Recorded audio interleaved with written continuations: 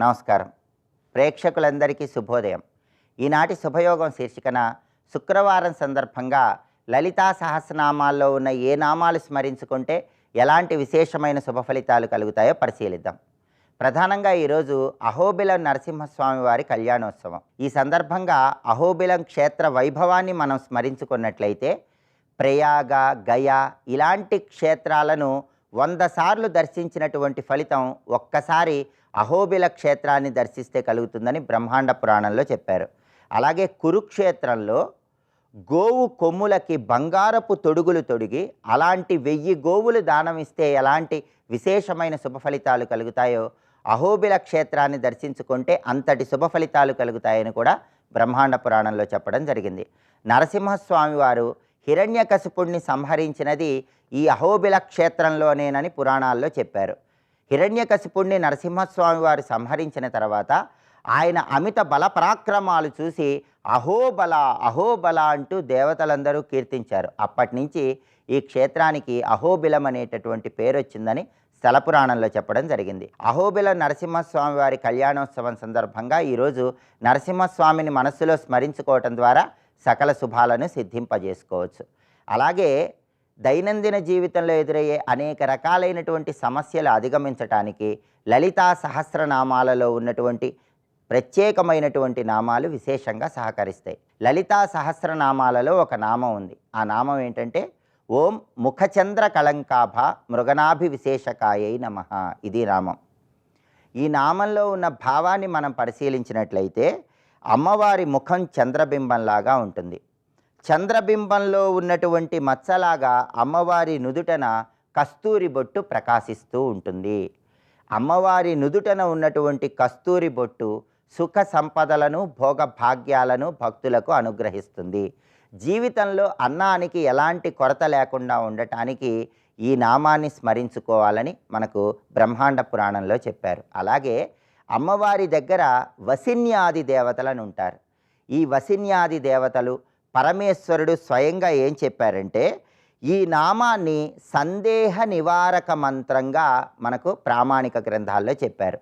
సందేహ నివారక మంత్రము అంటే అర్థం ఏంటంటే జీవితంలో కొన్ని ప్రతికూల పరిస్థితులు ఎదురైనప్పుడు ఒక ప్రత్యేకమైనటువంటి నిర్ణయం తీసుకోలేక సతమతమైపోతున్నటువంటి తరుణంలో ఖచ్చితమైన నిర్ణయం తీసుకోవటానికి, ఆ నిర్ణయం వల్ల సకల శుభాలను సిద్ధింపజేసుకోవటానికి ఈ నామజపం విశేషంగా సహకరిస్తుంది. ఉద్యోగపరంగా లేదా వ్యాపార పరంగా లేదా వివాహ పరంగా సందేహాలు ఉన్నప్పుడు ఆ సందేహాలు నివృత్తి చేసుకొని స్థిరమైన నిర్ణయం తీసుకొని ఆ నిర్ణయం మనకు సకల శుభ ఫలితాలను కలిగింపజేయటానికి ప్రతిరోజు కూడా ఈ నామాన్ని 108 లేదా 54 లేదా 21 సార్లు జపించుకోవాలని మంత్రశాస్త్రంలో మనకు చెప్పడం జరిగింది. అలాగే లలితా సహస్రనామాలలో అమ్మవారికి సంబంధించిన ఇంకొక నామం ఉంది. ఆ నామం ఏంటంటే ఓం వదనస్మర మాంగళ్య గృహతోరణ చిల్లికాయే నమః. ఈ నామంలో ఉన్న అర్థం ఏంటంటే అమ్మవారి కనుబొమ్మలు మన ఇంటి ముందు కట్టినటువంటి మంగళ తోరణాల్లాగా ఉంటాయని ఈ నామంలో ఉన్నటువంటి అంతరార్థం. మంగళ తోరణాలు అనేవి ఎప్పుడైనా సరే గృహానికి శుభాన్ని, లక్ష్మీ కటాక్షాన్ని కలిగింపజేస్తాయి. కాబట్టి లలితా అమ్మవారికి సంబంధించిన ఈ నామాన్ని స్మరించుకున్నట్లయితే గృహంలో సభ్యులందరికీ లక్ష్మీ కటాక్షం కలుగుతుంది.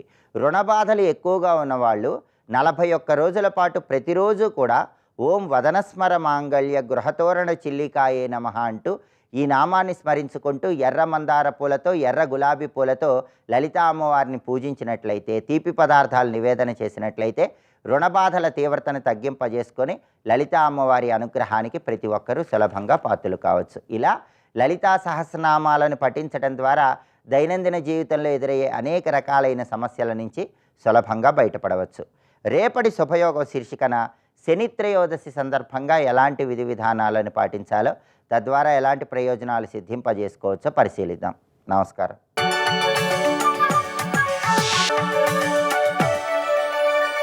నందకిశోర నవనీత చోర నాద విహార శ్రీధర.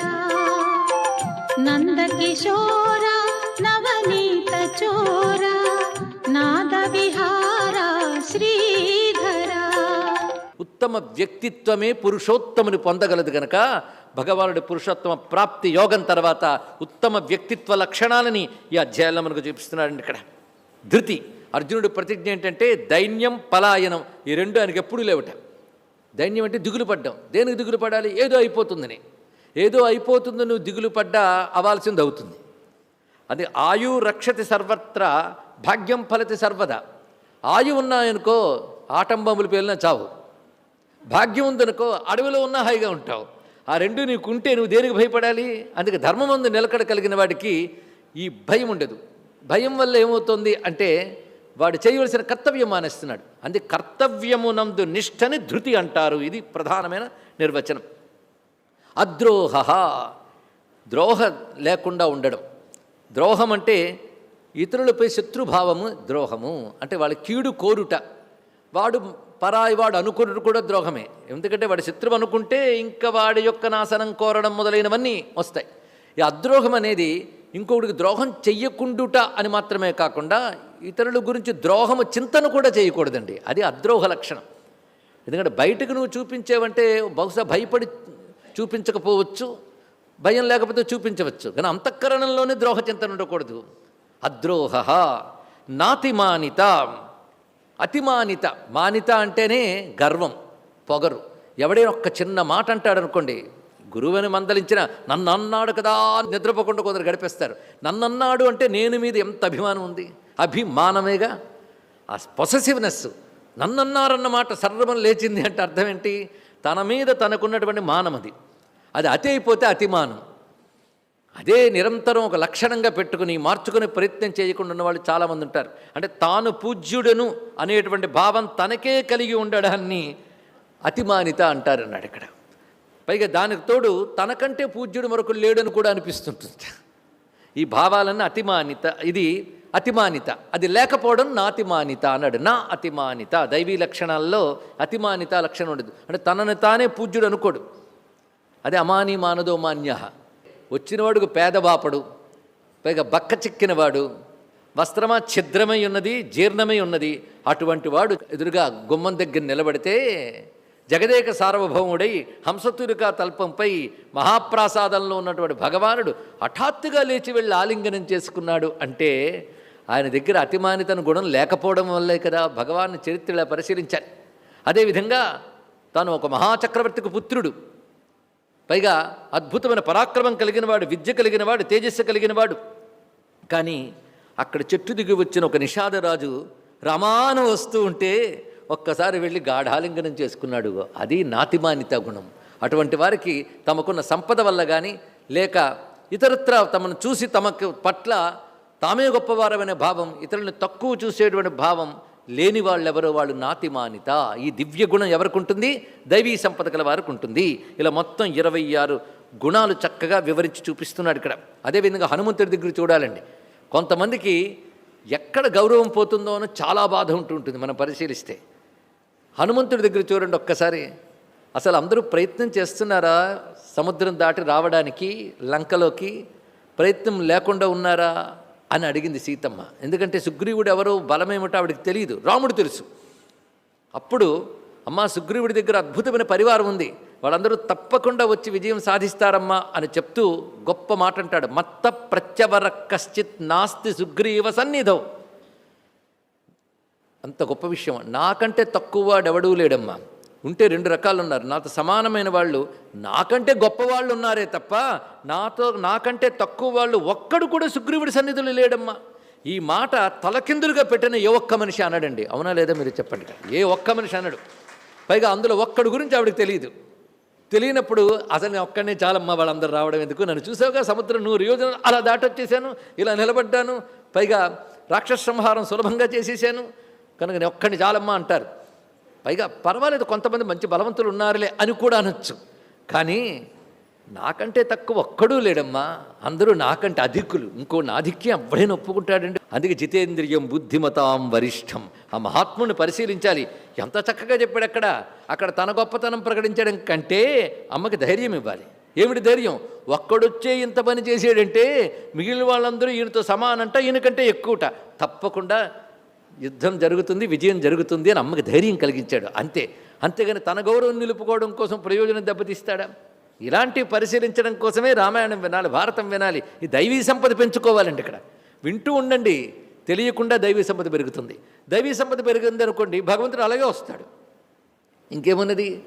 అందుకే నాతిమానిత అన్నప్పుడు ఆ మహాత్ముని తలంచుకోవాలి ఇక్కడ. అయితే అలాగని చెప్పి ప్రతి చోట పనికి మాలినట్టు మాట్లాడతాడని దేనికి పనికిరాని అనకూడదు.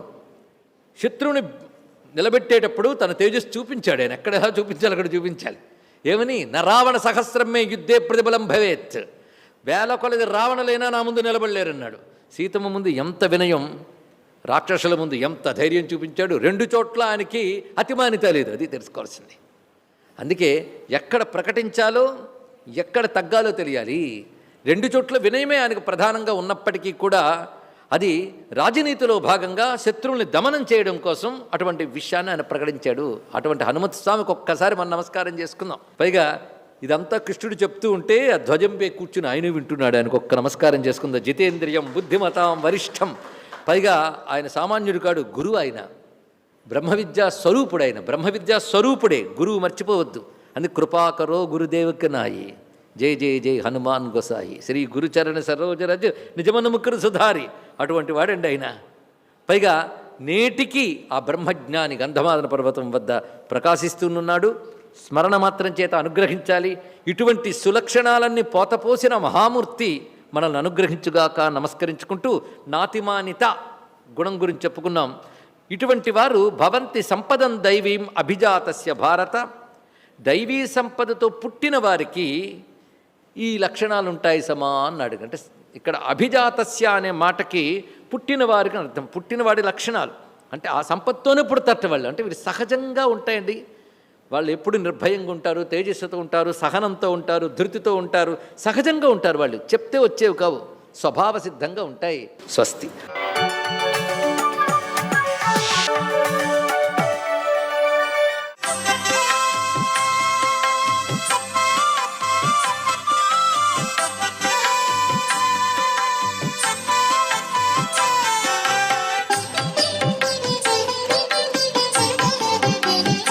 ఓం నమో నారాయణాయ. ఓం నమః శివాయ. శ్రీమాత్రే నమః. ఈరోజు త్రయోదశితో కూడిన శుక్రవారం. త్రయోదశి అనేటువంటిది శివపరమాత్మకు చాలా ప్రీతికరం. ఈ రోజున మారేడు దళాలతో కనుక పరమేశ్వరుణ్ణి కనుక అర్చన చేసినట్లయితే లక్ష్మీ కటాక్షం తప్పనిసరిగా కలుగుతుంది. కారణం, శివానుగ్రహంతో ఐశ్వర్య సిద్ధిని సాధించడానికి ఈ త్రయోదశి తిథి ఎంతగానో సహకరిస్తుంది. ఏకబిల్వం శివార్పణం అని చెప్పేసి, జ్ఞానస్వరూప తత్వమే పరమాత్మ కాబట్టి నాలోని అజ్ఞానతత్వాన్ని నశింపజేసి నాకు త్వరగా అనుగ్రహాన్ని ప్రసాదించు అంటూ ఆ స్వామిని మనం ఆరాధించాలి. అంతేకాకుండా 3 దళాలు కలిపి ఒక్క కాండముననే ఉండేటువంటిది ఈ మారేడు దళం కాబట్టి దీనికి బిల్వము అనేటువంటి పేరు కూడా వచ్చింది. ఈ 3 రేకులను ఆధ్యాత్మికంగా మనం భావన చేసినట్లయితే పూజకుడు అంటే పూజ్యము అని, పూజ అన్నమాట ఇక్కడ. అలాగే స్తోత్రము అంటే ఇక్కడ శృత్యము అని అర్థం. ఇది స్తుతి చేయటం. స్తుతి చేస్తూ మనం మారేడు దళాన్ని స్వామికి సమర్పిస్తున్నాం. ఇక్కడ జ్ఞాత అంటే జ్ఞేయము, అంటే జ్ఞానము అని అర్థం చెబుతున్నారు. ఈ విధంగా ఈ 3 కూడాను వేరువేరుగా భావించుటయే త్రిపుటి జ్ఞానము.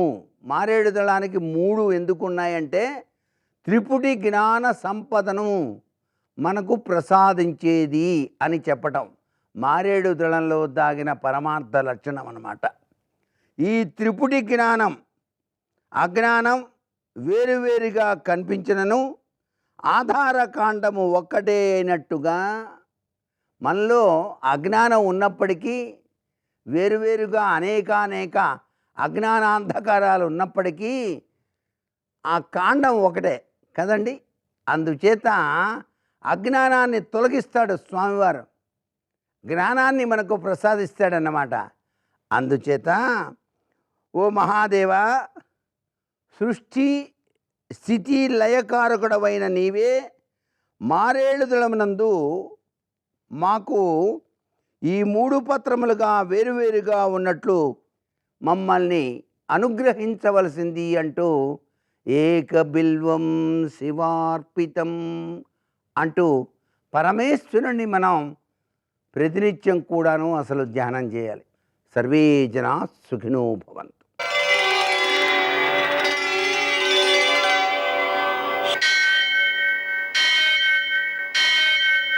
సహస్రశీరుషం దేవం విశ్వాక్షం విశ్వశంభువం విశ్వం నారాయణం దేవమక్షరం పరమం పదం విశ్వతః పరమాం నిత్యం విశ్వం నారాయణగుం హరిం విశ్వమేవేదం పురుషస్తద్విశ్వముపజీవతి పతిం విశ్వస్యాత్మేశ్వరం శాశ్వతం శివమచ్యుతం నారాయణం మహాజ్ఞేయం విశ్వాత్మానం పరాయణం.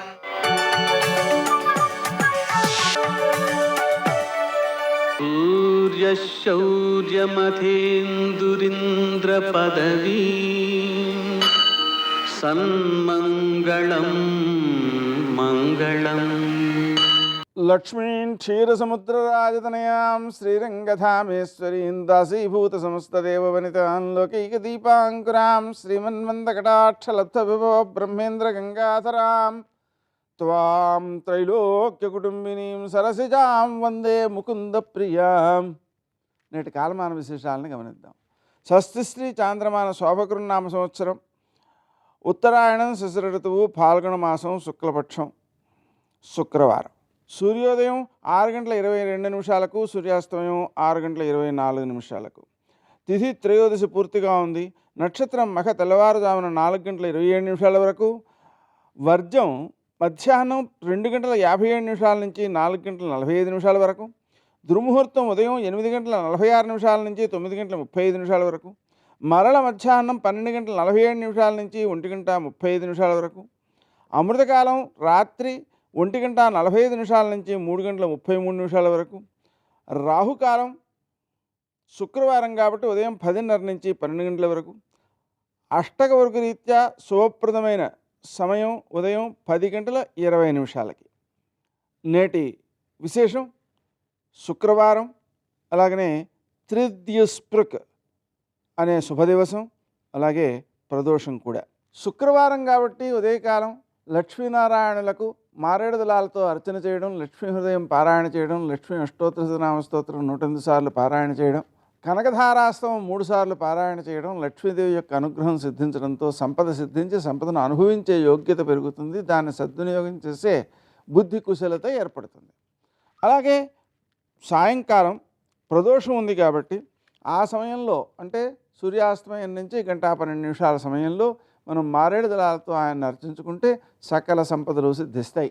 అలాగనే త్రిద్యుస్పృక్ అనే దివసం సందర్భంగా నదీ స్నానం చేయడం, దానం చేయడం, పితృదేవతారాధన చేయడం ఇవన్నీ కూడా అక్షయమైన అత్యధికమైన సత్ఫలితాలను అందజేస్తాయి. ఇటువంటి పర్వదినాలను ఎక్కువ పుణ్యాన్ని ఇస్తాయి కాబట్టి వదిలిపెట్టుకోకుండా సద్వినియోగం చేసుకోవడం అందరి యొక్క కర్తవ్యం. నేటి ఆణిముత్యాలు.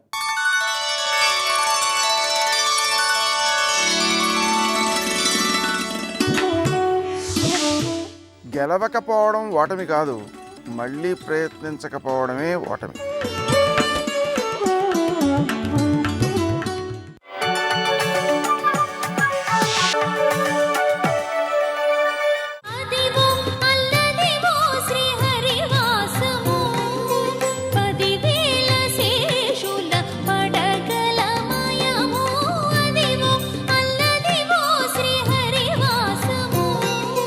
బాలుండీతడు కొండదొడ్డది మహాభారంబు శైరింపకాజాలండోజని దీని కింద నిలువంచింతింపగా బోలదు ఈ శైలాంబోనిది జంతు సంయుత ధరా చక్రంబు పైపడ్డ నాకేలల్లాడదు బంధులార నిలుడీ కిందన్ ప్రమోదంబునన్.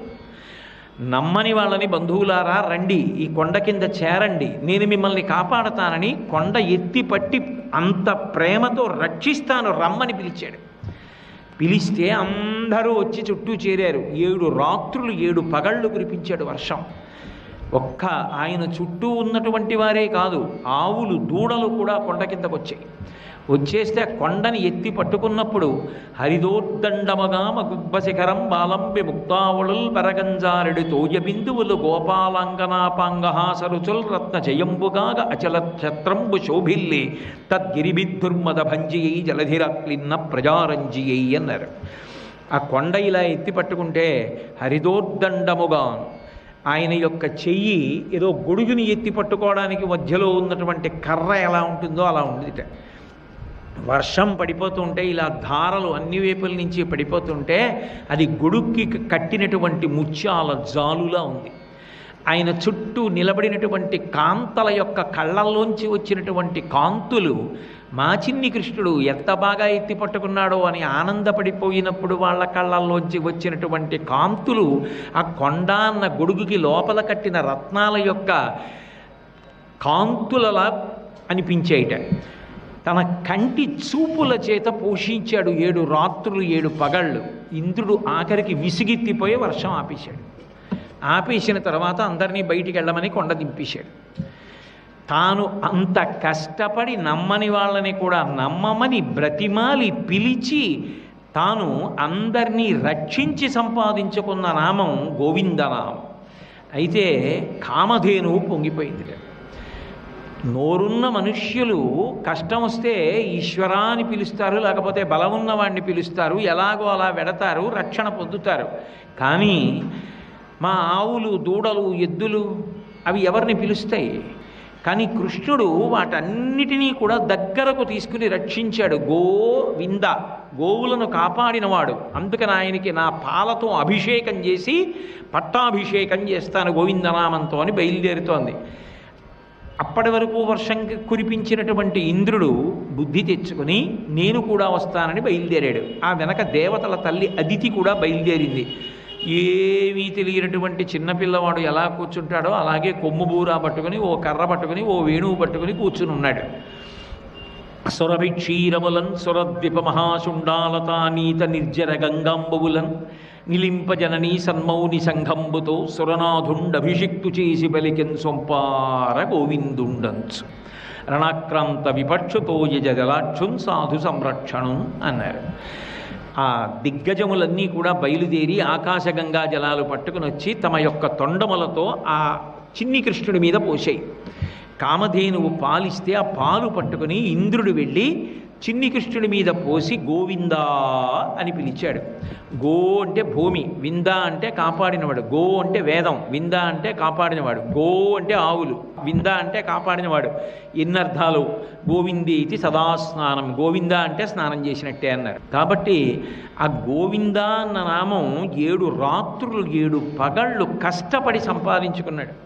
అందుకే 1కి 10 మాటలు ఆ గోవిందనామాన్ని పలుకుతారు. స్వామి, నువ్వు మాకందరికీ కూడా హామీ ఇచ్చి సంపాదించుకున్నావు, పిలిస్తే పలుకుతాను కాపాడతానన్నావు. గోవిందనామముల్ గొంతెత్తి పాడుచు కొండెక్కు భక్తుల గుంపులొకట, తల తీసి ఇత్తుమా ఇలవేలు పంచును తల వెంట్రుకలనిచ్చు ధన్యులొకట. ఆ తల వెంట్రుకల రూపంలో పాపాలన్నీ తీసేస్తుంటాడు. అందుకే స్మరణాత్ సర్వపాపఘ్నం. వెంకటేశ్వరుడి విషయంలో ఏమిటి అంటే మనం వెళ్ళినప్పుడు తలనీలాలు ఇచ్చేస్తాం, ఇచ్చేసినప్పుడు తలనీలాల రూపంలో పట్టి ఉన్నటువంటి పాపములను తొలగిస్తాడు. 2, ఆయనని మనసారా ఒక్కసారి స్మరించారనుకోండి, నిజానికి మీరు భౌతికంగా వెళ్ళి నిలబడినప్పుడు చేసినటువంటి దర్శనము వలన వచ్చినటువంటి ఫలితము కన్నా 1,000 రెట్ల ఫలితాన్ని కట్టబెట్టి పాపములను తొలగిస్తాడు. సర్వం శ్రీ ఉమామహేశ్వర పరబ్రహ్మార్పణమస్తు. స్వస్తి.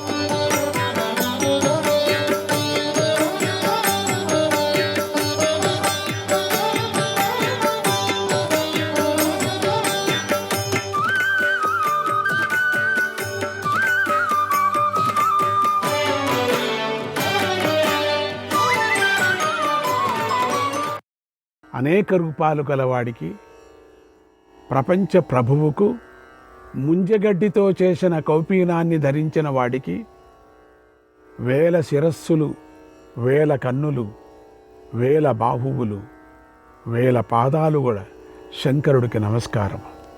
శరణం గచ్చ కౌంతేయ శరణం గచ్చ కౌంతేయ వరదం భువనేశ్వరం వరదం భువనేశ్వరం ఉమాపతిం విరూపాక్షం ఉమాపతిం విరూపాక్షం దక్షయజ్ఞనిబర్హణం దక్షయజ్ఞనిబర్హణం ప్రజానాం పతిమవ్యగ్రం ప్రజానాం పతిమవ్యగ్రం భూతానాం పతిమవ్యయం భూతానాం పతిమవ్యయం. ఓ కౌంతేయ, వరదాయకుడు, భువనాధిపతి, పార్వతీపతి, దక్షయజ్ఞాన్ని ధ్వంసం చేసినవాడు, ప్రజాపతి, తమకం లేనివాడు, భూతాధిపతి అయినవాడు, ఎలాంటి మార్పు లేనివాడు అయినటువంటి శంకరుడికి శరణు పొందు. కపర్దినం వృషావర్తం కపర్దినం వృషావర్తం వృషనాభం వృషధ్వజం వృషనాభం వృషధ్వజం వృషదర్పం వృషపతిం వృషదర్పం వృషపతిం వృషశృంగం వృషర్షభం వృషశృంగం వృషర్షభం వృషాంకం వృషభోదారం వృషాంకం వృషభోదారం వృషభం వృషభేక్షణం వృషభం వృషభేక్షణం వృషాయుధం వృషశరం వృషాయుధం వృషశరం వృషభూతం వృషేశ్వరం వృషభూతం వృషేశ్వరం.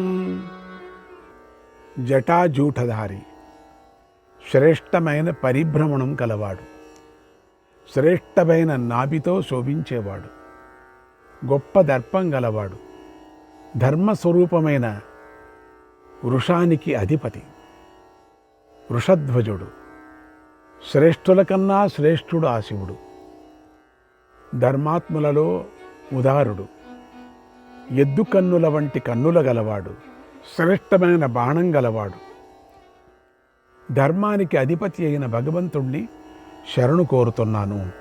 మహోదరం మకాకాయం మహోదరం మకాకాయం ద్వీపి చర్మ నివాసినం ద్వీపి చర్మ నివాసినం లోకేశం వరదం ముండం లోకేశం వరదం ముండం బ్రహ్మణ్యం బ్రాహ్మణప్రియం బ్రహ్మణ్యం బ్రాహ్మణప్రియం త్రిశూలపాణిం వరదం త్రిశూలపాణిం వరదం ఖడ్గచర్మధరం ప్రభుం ఖడ్గచర్మధరం ప్రభుం పినాకినం ఖడ్గధరం పినాకినం ఖడ్గధరం లోకానాం పతిమీశ్వరం లోకానాం పతిమీశ్వరం ప్రపద్యే శరణం దేవం ప్రపద్యే శరణం దేవం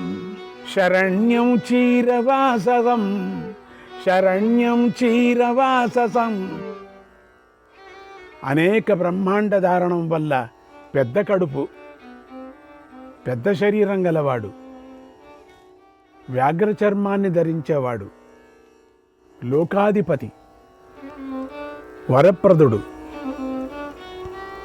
శిరోజాలు లేనివాడు, విప్రులకు మేలు చెయ్యటంలోనే ఆసక్తి కలిగి ఉండేవాడు, విప్రులకు ప్రియమైన వాడు, త్రిశూలం పట్టుకున్నవాడు, వరాలను ప్రసాదించేవాడు శివుడు. కత్తిని డాలును ధరించినవాడు, సర్వేశ్వరుడు, పినాకమనే ధనస్సు కలవాడు, కత్తిని పట్టుకున్నవాడు, లోకాధిపతి ఈశ్వరుడు, నారచీరలు ధరించినవాడు, అందరికీ శరణమైన వాడు అయిన శివుడిని శరణు పొందుతున్నాను.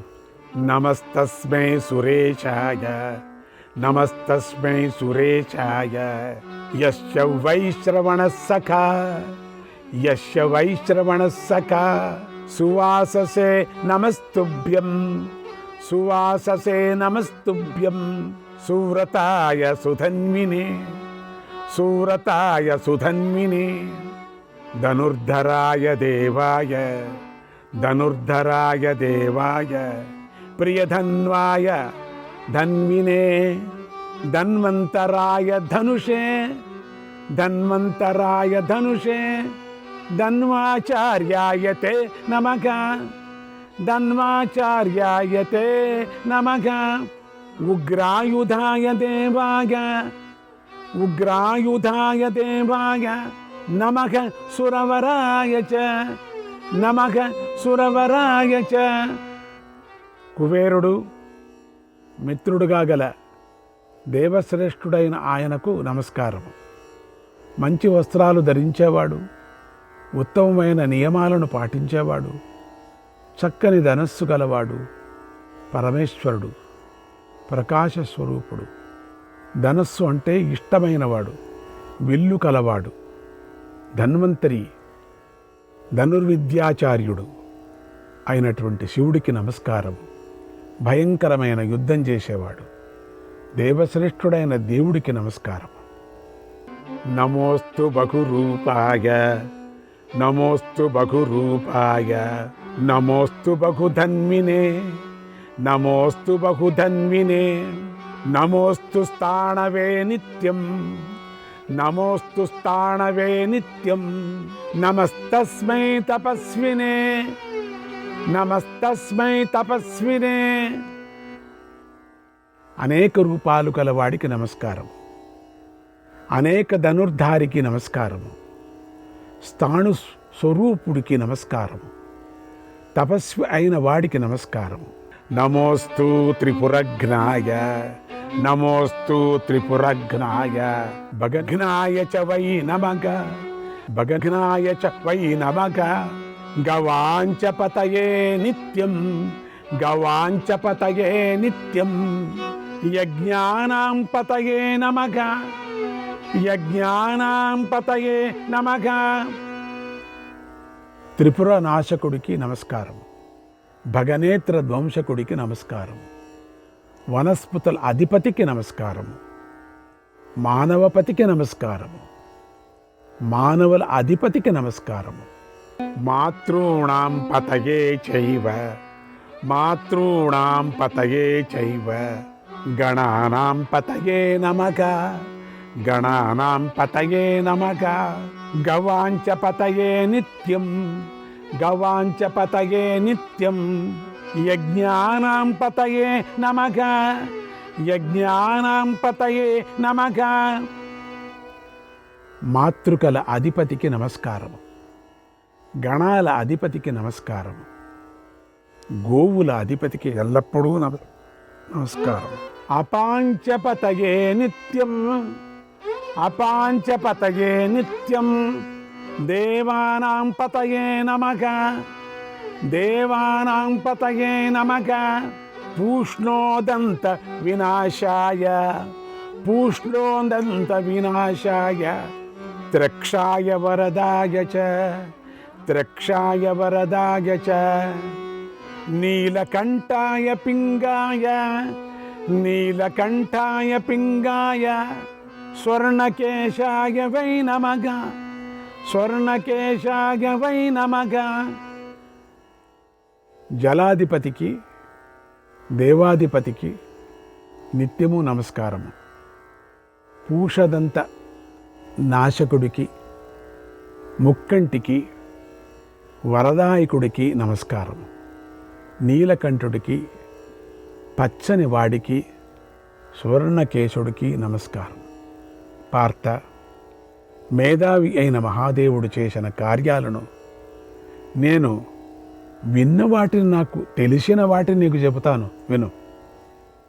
మహేశ్వరుడు కనుక కోపిస్తే దేవతలు, అసురులు, గంధర్వులు, రాక్షసులు పాతాళంలో దాక్కున్నవారు కూడా సుఖంగా ఉండలేరు.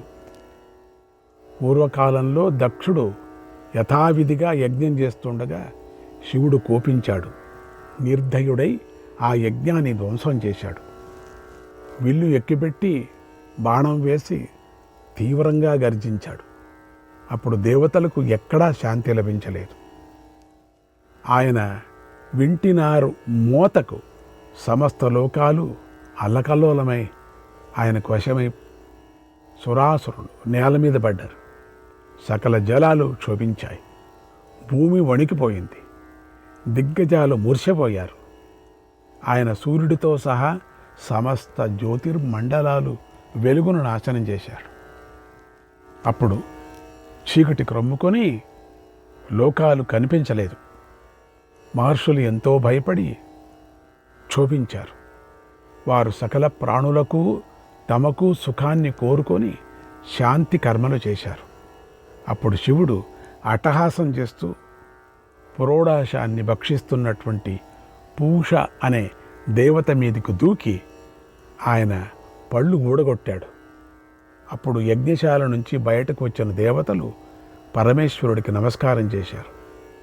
మళ్ళీ ఆయన ఆ దేవతల మీదకు బాణాలను సంధించాడు. ఆ బాణాలు పొగలు కక్కుతూ ఉన్నాయి. నిప్పురవులు కురిపిస్తూ ఉన్నాయి. మెరుపులతో కూడిన మేఘాల్లాగా ఉన్నాయి. అలా తీవ్రంగా ఉన్న ఆయనను చూసి దేవతలందరూ నమస్కారం చేశారు. అప్పుడు రుద్రుడికి విశిష్టమైన యజ్ఞభాగాన్ని కల్పించారు. దేవతలు భయంతో ఆయనను శరణు పొందారు. ఆయన కోపం శాంతించింది. తర్వాత ఆయన ఆ యజ్ఞాన్ని పూర్తి చేశాడు. అప్పుడు పారిపోయిన దేవతలు ఇప్పటికీ ఆయన అంటే భయపడుతూనే ఉంటారు. పూర్వకాలంలో బలవంతులైన రాక్షసులకు ఇనుముతోనూ వెండితోనూ బంగారంతోనూ నిర్మించిన 3 మహాపురాలు ఉండేవి. వారిలో కమలాక్షుడికి బంగారు పట్టణం ఉండేది. తారకాక్షుడికి వెండి నగరం ఉండేది. విద్యున్మాలికి ఇనుముతో నిర్మించిన పట్టణం ఉండేది. ఇంద్రుడు సకలాయుధాలను ప్రయోగించిన ఆ నగరాలను ఛేదించలేకపోయాడు. అప్పుడు రాక్షసుల చేత దేవతలు ఎంతో బాధపడ్డారు. అందరూ కలిసి శివుణ్ణి శరణు పొంది ఇలా ప్రార్థించాడు: ఓ పరమేశ్వర, త్రిపురాలలో ఉన్నటువంటి ఈ రాక్షసులకు బ్రహ్మదేవుడు వరాలు ఇచ్చాడు. ఆ వరాలతో వారు మదించి లోకాన్ని తీవ్రంగా పీడిస్తూ ఉన్నారు. ఓ దేవదేవేశ, ఆ దానవులను నువ్వు తప్ప మరెవరూ సంహరించలేరు.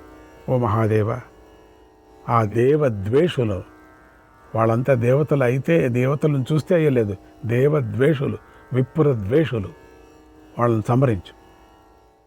ఓ భువనాధిప రుద్ర, ఈ అసురులను సంహరిస్తే సమస్త యజ్ఞ కర్మలలో యజ్ఞ సాధనాలైనటువంటి పశువులు నీ భాగాలు అవుతాయి అని ప్రార్థించారు. అందుకు శివుడు యజ్ఞ పశువులంటే యజ్ఞ బలి అన్నమాట.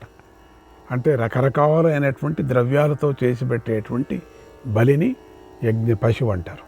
ఆ బలిని, ఆ యజ్ఞ పశువులు నీ వశమవుతాయి. అందుకు శివుడు అంగీకరించాడు. దేవతలకు మేలు చేయాలని సంకల్పించాడు. గంధమాదనం, వింధ్య అనేటువంటి 2 పర్వతాలను రథానికి 2 పక్కలా ఉండేటువంటి ధ్వజాలుగా చేసుకున్నాడు. సముద్రాలు, అడవులతో కూడిన భూమిని రథం చేసుకున్నాడు. శేషుడు అనే సర్పరాజును రథానికి ఇరుసుగా చేసుకున్నాడు. పినాకం అనేటువంటి ధనస్సును ధరించాడు. చంద్రసూర్యులను రథానికి 2 చక్రాలుగా చేసుకున్నాడు. ఆ త్రయంబకుడు పత్రపుత్రుడిని, పుష్పదంతుడిని రథం ఇరుసు 2 వైపులా ఉండేటువంటి 2 చీలలుగా చేసుకున్నాడు. మలయ పర్వతాన్ని యూపస్తంభంగా చేసుకున్నాడు. తక్షకుడిని ఇరుసుకు కట్టే తాడుగా చేసుకున్నాడు. ఇతర ప్రాణులను రథాశ్వాల మెడకు కట్టి తాళుగా చేసుకున్నాడు. ఆ అశ్వాల మెడకు కట్టేసి తాళుగా 4 వేదాలను 4 గుర్రాలుగా చేసుకున్నాడు. లోకత్రయాధిపతి ఉపవేదాలను కళ్ళాలుగాను, గాయత్రి, సావిత్రి, ఛందస్సులను పగ్గాలుగా చేసుకున్నాడు. ఓంకారాన్ని కమిచి కర్రగాను, బ్రహ్మదేవుణ్ణి సారథిగాను, మందర పర్వతాన్ని ధనస్సుగాను, వాసుకి అల్లెత్రాడుగాను, విష్ణువును ఉత్తమ ధనస్సుగాను చేసుకున్నాడు. అగ్నిని బాణపు ములుకుగాను, వాయువును దానికి ఈకలుగాను, వైవస్వతుడైన యముడిని దానికి పుంకంగాను, మెరుపును ఆ బాణానికి పదునైన మొనగాను చేసుకున్నాడు. మేరు పర్వతాన్ని ధ్వజంగా చేసుకున్నాడు. అసురాంతకుడు, సాటిలేని పరాక్రమం గల ఆ ఈశ్వరుడు త్రిపుర నాశనానికి అలా సమస్త సామగ్రిని సమకూర్చుకొని సకల దేవమయమైనటువంటి ఆ రథాన్ని ఎక్కాడు. ఆ సమయంలో సమస్త దేవతలు, మహర్షులు స్వామికి స్తోత్రం చేస్తున్నారు. శంకరుడు అలా సాటిలేని ఆ మహేశ్వర రథాన్ని సృష్టించి దాని మీద 1000 సంవత్సరాలు స్థిరంగా ఉన్నాడు. ఆ 3 పురాలు అంతరిక్షంలో ఒకే సమయంలో కలిసినప్పుడు ఆయన 3 ములుకులు గల బాణంతో వాటిని ఒకేసారిగా ఛేదించాడు. ఆ సమయంలో దానవులు త్రిపురాలను, విష్ణు సోములు కాలాగ్నితో కూడినటువంటి ఆ బాణాన్ని కూడా చూడలేకపోయారు. ఆ త్రిపురాలను దగ్ధం చేసేటువంటి ఆ సమయంలో శివుణ్ణి చూడటానికి ఉమాదేవి పంచశిఖుడైనటువంటి ఒక బాలుణ్ణి ఒడిలో ఉంచుకొని వెళ్ళిందట. దృష్టి చూడలేదు. అందుకని ఆ ఉమాదేవి దేవతలతో ఈయనెవరో మీరు గుర్తుపట్టారా అని అడిగింది. ఈ ప్రశ్నకు ఇంద్రుడికి అసూయే, కోపం కలిగాయి. వెంటనే ఇంద్రుడు వజ్రాయుధంతో ఆ బాలుని కొట్టబోయాడు. దానికి కోపించినటువంటి పరమేశ్వరుడు నవ్వుతూ వెంటనే ఇంద్రుని హస్తాన్ని వజ్రాయుధంతో కూడా స్తంభింపజేశాడు, కదలకోకుండా చేశాడు. ఇంద్రుడి చెయ్యి అక్కడికక్కడే కదలలేదు. అప్పుడు దేవతలతో కలిసి ఇంద్రుడు త్వరగా బ్రహ్మదేవుడి దగ్గరికి వెళ్ళాడు. వారంతా ఆయనకు నమస్కరించి, దేవా, పార్వతీదేవి ఒడిలో బాలుడిగా ఉన్నటువంటి అద్భుతమైన ప్రాణి ఎవరో మాకు తెలియటం లేదు. ఎలాంటి యుద్ధం చేయకుండానే ఆ బాలుడు ఇంద్రుడితో పాటు మమ్మల్ని కూడా సులువుగా ఓడించాడు. ఆయన ఎవరో తెలుసుకోవటానికి నీ దగ్గరకు వచ్చామన్నారు. అప్పుడు ఆ బ్రహ్మదేవుడు వారి మాటలు విని పరమేశ్వరుని, ఆ బాలుని ధ్యానించి ఇలా అన్నాడు. పరమేశ్వరుణ్ణి, ఓ దేవతలారా, ఆయనే చరాచర జగత్తుకు ప్రభువైన శంకరుడు. ఆయన కన్నా పరమశ్రేష్టమైనది మరొకటి లేదు. పార్వతీదేవి ఒడిలో ఉన్న ఆ బాలుడు శివుడు. ఆయనే పార్వతీదేవి కోసం బాలరూపాన్ని ధరించాడు. మీరు ఆయన వద్దకు వెళదాం అన్నాడు. అలా బాలుడైన శివుడే సర్వలోకేశ్వరుడు, ప్రభువైన శంకరుడు, భువనాధిపతి అని ప్రజాపతులు, దేవతలు కూడా తెలుసుకోలేకపోయారు. ఆ తర్వాత బ్రహ్మదేవుడు అక్కడికి వచ్చి శివుడే సర్వదేవోత్తముడు అని తెలుసుకొని నమస్కారం చేశారు. తర్వాత స్వామిని స్తుతించారు అందరూ చేరి. త్వం యజ్ఞో భువనస్యాస్య, త్వం యజ్ఞో భువనస్యాస్య, త్వం గతిస్త్వం పరాయణం, త్వం గతిస్త్వం పరాయణం, త్వం భవస్త్వం మఖాదేవక, త్వం భవస్త్వం మఖాదేవక, త్వం ధామ పరమం పదం, త్వం ధామ పరమం పదం, త్వయా సర్వమిదం వ్యాప్తం, త్వయా సర్వమిదం వ్యాప్తం, జగస్తావర జంగమం, జగస్తావర జంగమం.